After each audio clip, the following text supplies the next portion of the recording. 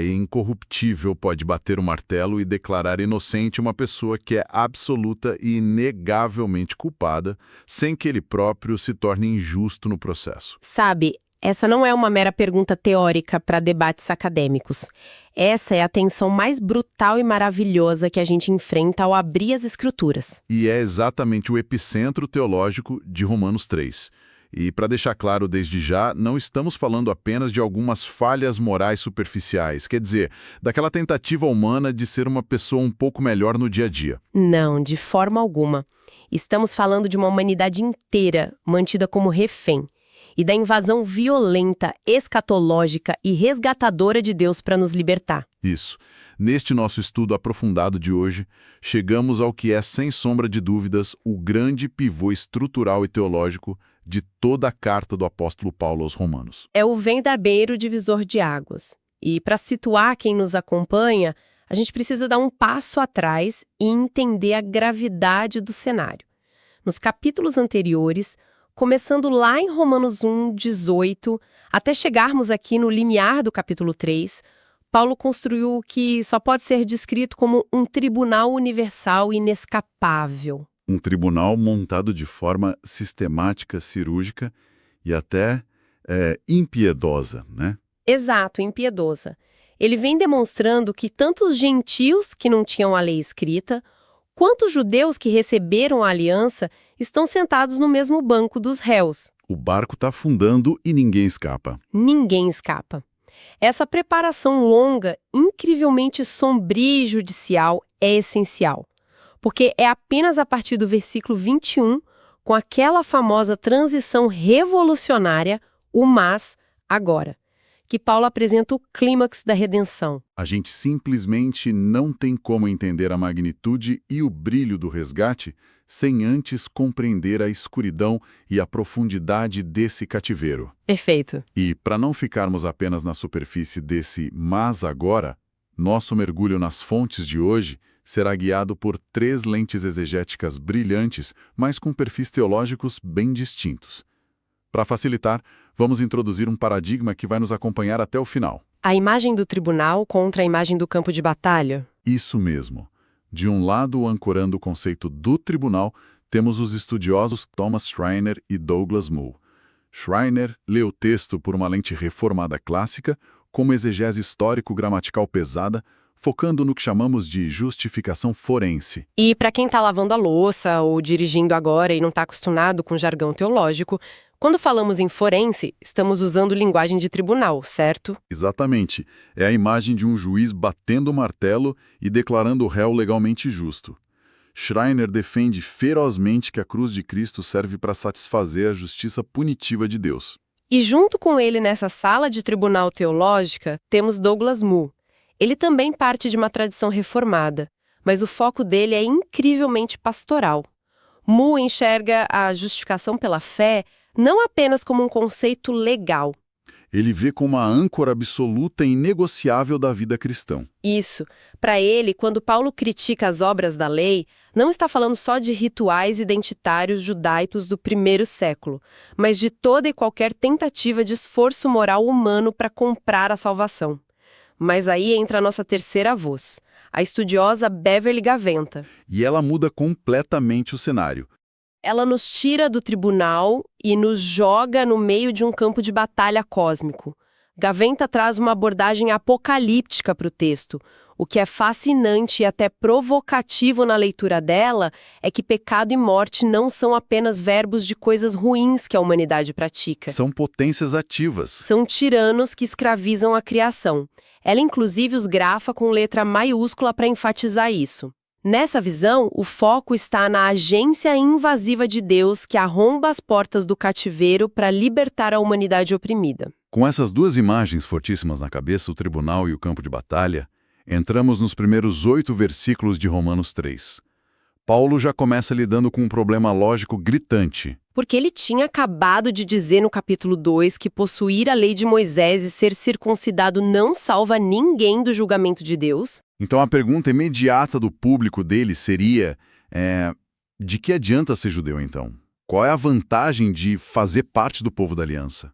O consenso mínimo entre Schreiner, Moore e Gaventa, logo no versículo 2, é que a grande vantagem, o grande privilégio histórico, foi terem recebido os oráculos de Deus, que são as próprias Escrituras. Mas é justamente logo depois desse ponto de consenso que a tensão teológica explode no texto.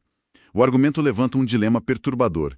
Se a nação de Israel falhou e foi infiel à aliança, essa infidelidade anula a fidelidade do próprio Deus? E a resposta de Paulo é um estrondoso de modo nenhum.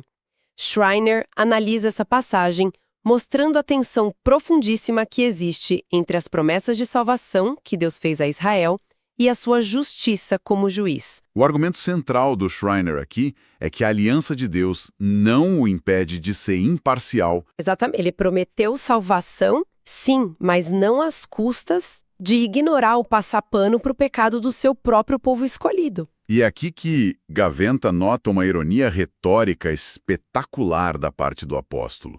A própria Escritura, que foi mencionada como o maior privilégio e vantagem para os judeus no início do capítulo, vai ser usada nos versículos seguintes exatamente como a principal testemunha de acusação contra toda a humanidade. É como se a maior bênção revelasse a maior condenação, o que nos leva de forma bastante orgânica à seção dos versículos 9 a 20. A fase de acusação do argumento dele.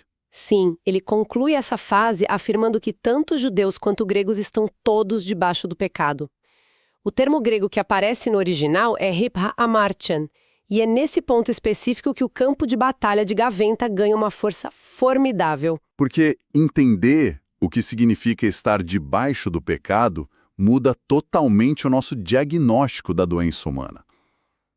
Se pensarmos apenas em termos de pequenas falhas morais, a solução seria apenas, um pouco mais de esforço e educação. Mas a Gaventa diz que é muito mais grave que isso. Muito mais grave. Para ela, não se trata de contabilizar transgressões individuais, como se a gente tivesse uma caderneta de infrações. Estar amartiane é estar subjugado por uma força alienígena. O pecado com P maiúsculo. Um mestre cruel, um ditador implacável. Paulo diagnostica uma condição de cativeiro universal. A humanidade não está apenas cometendo erros esporádicos. Ela é prisioneira de guerra no nível mais fundamental de sua existência. Mas espera aí. Precisamos agir como advogados do diabo por um segundo. Porque isso levanta uma questão prática muito forte. Dizer que o pecado é essa entidade cósmica autônoma que nos escraviza e nos domina não corre o risco de tirar a nossa responsabilidade pessoal? Só perigosamente como aquela velha desculpa, né? Exato. De que o diabo me obrigou a fazer isso, transformando os seres humanos em meras vítimas passivas que não têm culpa de nada. Essa é uma objeção fundamental e é exatamente por isso que a gente precisa manter os nossos teólogos conversando entre si, lendo Gaventa junto com Moore e Schreiner. Gaventa não está dizendo em momento algum que somos vítimas inocentes. Ela está descrevendo a magnitude da nossa impotência após a queda. Nós somos culpados no tribunal de Schreiner e Moore, sim, houve rebelião voluntária, mas o resultado dessa rebelião foi que a humanidade se vendeu como escrava a um poder do qual não consegue mais se libertar por conta própria.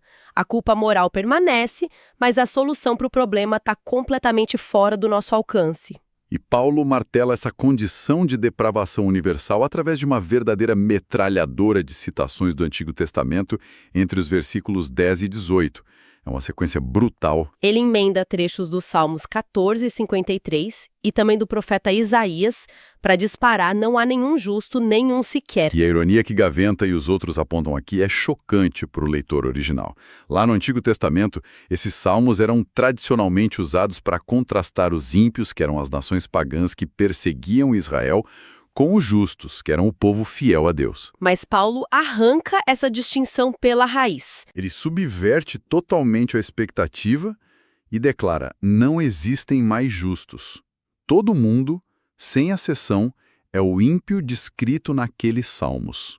Isso culmina no versículo 19, onde Paulo diz que o propósito primário da lei é calar toda a boca, deixando o mundo inteiro sob o juízo de Deus.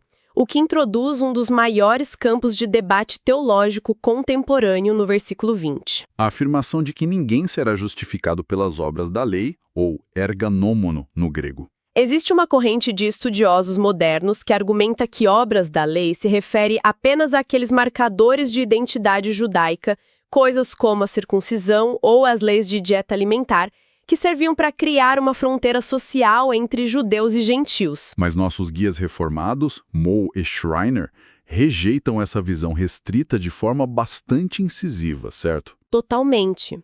Para o Muti, que carrega aquele peso pastoral imenso em sua análise, Egia Nomo abrange toda e qualquer tentativa de guardar a lei por esforço moral. O problema, argumenta ele, não está na lei em si. A lei é perfeitamente boa e santa. O problema fatal é a nossa antropologia. Como estamos debaixo do pecado, somos estruturalmente incapazes de uma obediência que atinja o padrão divino. A lei funciona como um exame de raio-x. Ela mapeia a fratura e revela a extensão do tumor como uma clareza assustadora, mas não tem poder algum para curar a doença. Isso destrói qualquer visão antropológica otimista que acha que a humanidade é fundamentalmente boa e só precisa de instruções claras. É a falência completa da autojustificação.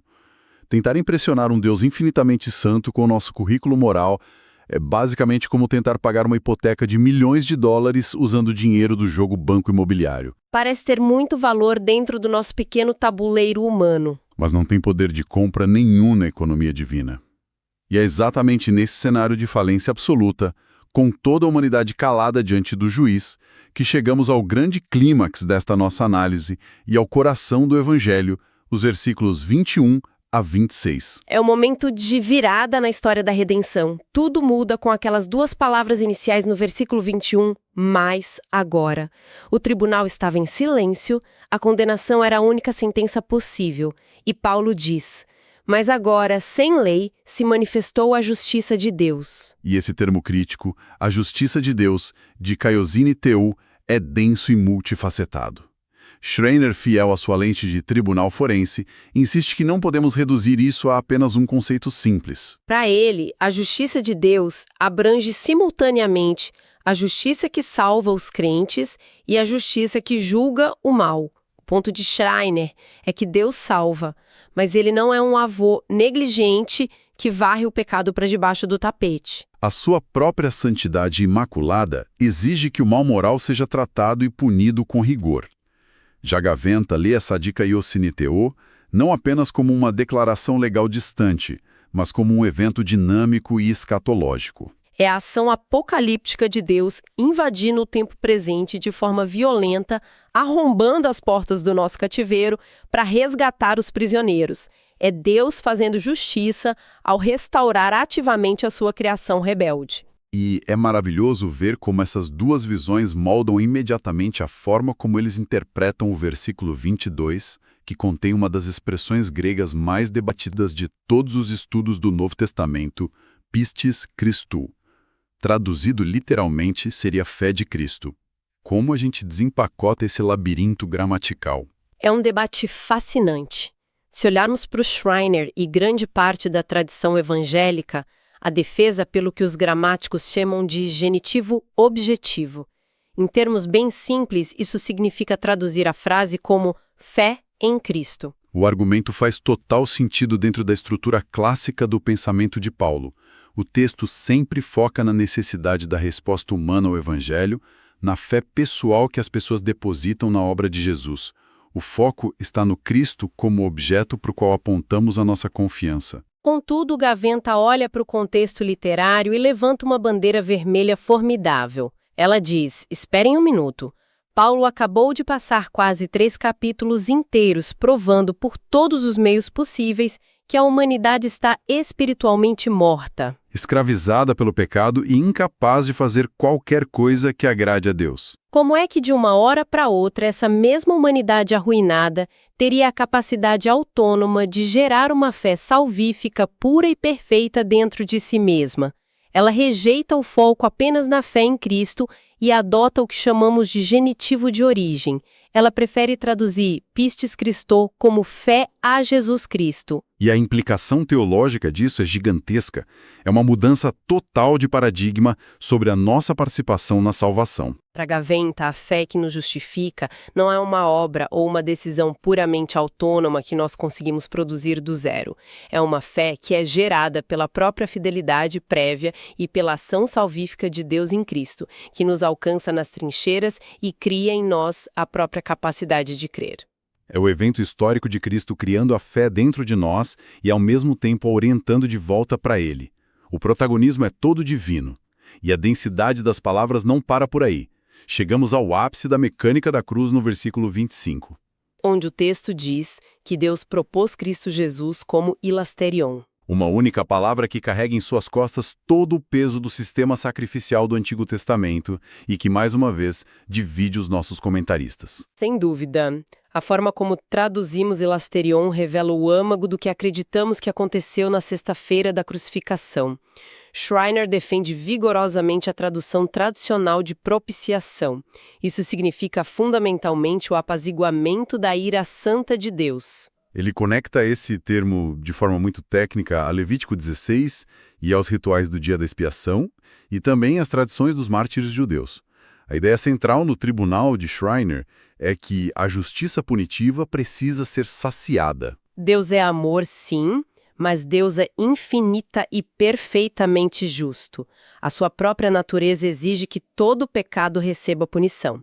Assim, o próprio Deus providencia o seu Filho como substituto perfeito, que absorve e esgota a justa ira divina em nosso lugar. O pecado é julgado na cruz para que o pecador possa ser absolvido no tribunal. Mas do outro lado, Gaventa resiste ferozmente a essa linguagem de apaziguamento da ira. Ela argumenta que a ideia de um Deus que precisa ser persuadido, aplacado ou acalmado para poder demonstrar misericórdia simplesmente entra em choque com a narrativa do próprio Paulo. Porque, afinal, é o próprio Deus Pai quem toma a iniciativa movida por amor e apresenta o Filho. Exatamente. Para ela, o problema central a ser resolvido não é aplacar uma divindade furiosa. Por isso, Gaventa prefere traduzir hilasterion como o propiciatório, fazendo uma referência muito física à tampa da Arca da Aliança, que ficava lá dentro do Santo dos Santos. Na teologia hebraica, a tampa da arca não era um lugar para mudar o humor de Deus.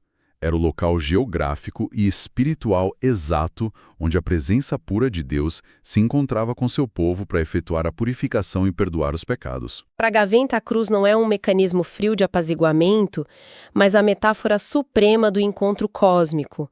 É o espaço sagrado onde o poder invasivo do Criador limpa e liberta a criação inteira das garras do pecado. E é todo esse peso teológico incalculável que nos leva ao desfecho lógico do capítulo, dos versículos 27 ao 31, que tratam de um problema muito humano, a exclusão da jactância. Ou seja, o fim do nosso orgulho religioso. Diante de tudo isso, Paulo pergunta retoricamente, onde logo está a jactância?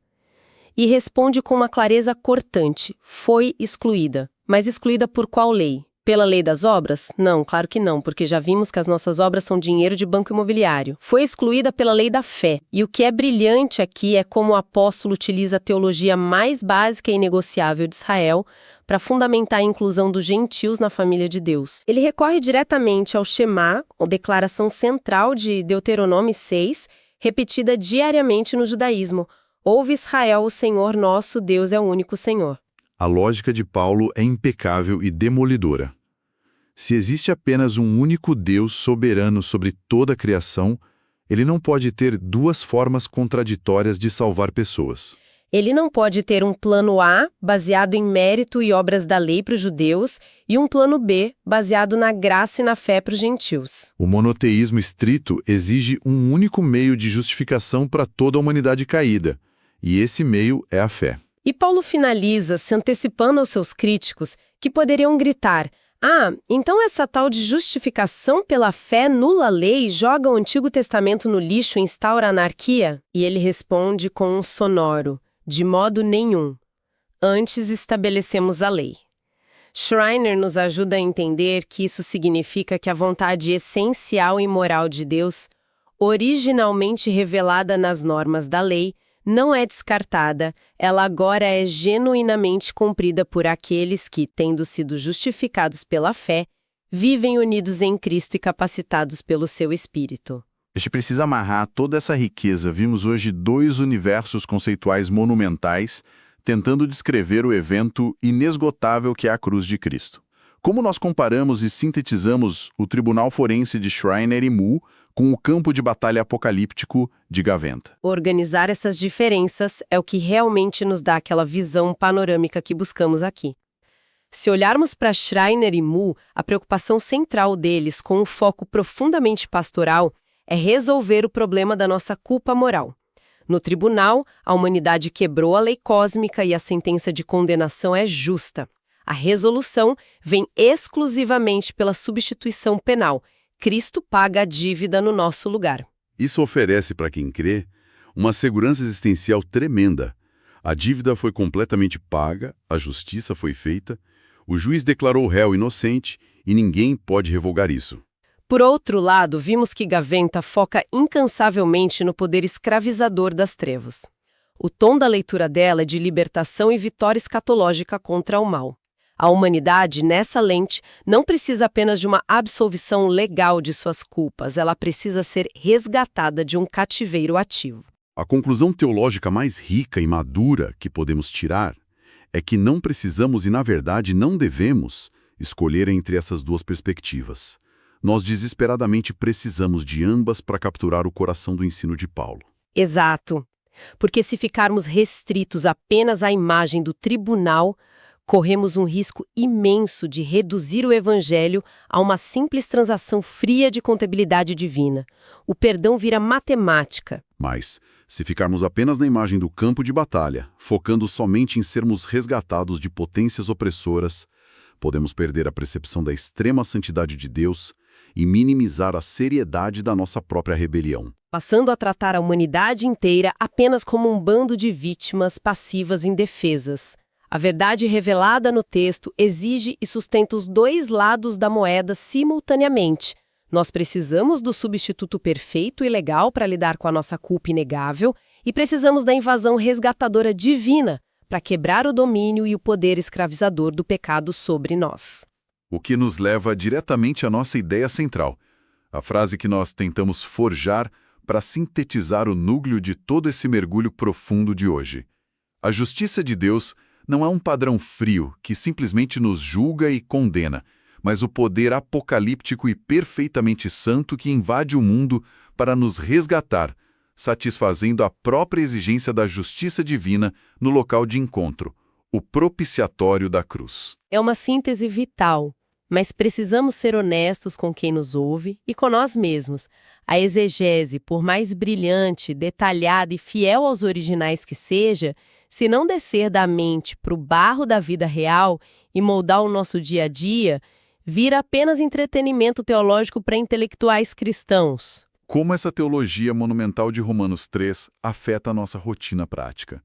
Se olharmos novamente para o versículo 19, o texto diz expressamente que a função da lei era calar a nossa boca. A aplicação prática e imediata dessa teologia toda, portanto, não é oferecer mais um clichê religioso do tipo basta tentar confiar mais em Deus. Aplicação é o extermínio absoluto e violento de qualquer autojustificação nas nossas vidas. E não podemos subestimar o quanto isso é contracultural, especialmente e ironicamente dentro das próprias igrejas. Porque nós, por natureza, amamos justificar a nós mesmos. Consciente ou até inconscientemente, passamos a vida tentando construir pequenos e patéticos currículos de mérito para apresentar diante de Deus. Pode ser o nosso conhecimento bíblico muito bem apurado, pode ser a nossa moralidade que julgamos superior àquelas pessoas lá fora, ou pode ser o nosso ativismo ininterrupto e exaustivo na igreja local. Pegamos essas coisas boas e as transformamos em moedas de troca mentais, acreditando que isso nos coloca em uma posição de vantagem que nos dá o direito de exigir favores ou bênçãos. Romanos 3 entra nessa sala, pega esse nosso currículo religioso inflamado, rasga-o ao meio na nossa frente e exigem um silêncio total. Nossa única esperança é nos apegarmos desesperadamente ao que Gaventa traduziu como a fé de Jesus Cristo, descansando não em nós, mas inteiramente no sacrifício brutal e na graça irrompente manifestada na cruz. Isso nos deixa com uma provocação profunda e bastante desconfortável, daquelas para processarmos internamente ao longo da semana. Se o objetivo final de toda a lei, de toda a nossa estrutura de regras morais e até religiosas, era justamente nos calar e destruir por completo todas as nossas desculpas de merecimento, em quais áreas íntimas da nossa vida nós ainda estamos usando a nossa própria espiritualidade ou serviço como um megafone? Onde ainda estamos secretamente tentando impressionar a Deus ou nos sentir sutilmente superiores às pessoas ao nosso redor. Fique essa tensão brutal para reflexão. E para quem talvez pense que essa ideia de justificação pela fé e graça absurda foi uma invenção de última hora, um delírio isolado do apóstolo Paulo sem base no Antigo Testamento, prepare-se. Na nossa próxima análise, ao entrarmos no majestoso capítulo 4, veremos que Paulo traz ao banco dos réus a sua principal testemunha de defesa. A figura histórica mais respeitada do judaísmo, o próprio patriarca Abraão, para provar que a graça sempre foi o plano desde o início. Continuamos a nossa jornada em breve.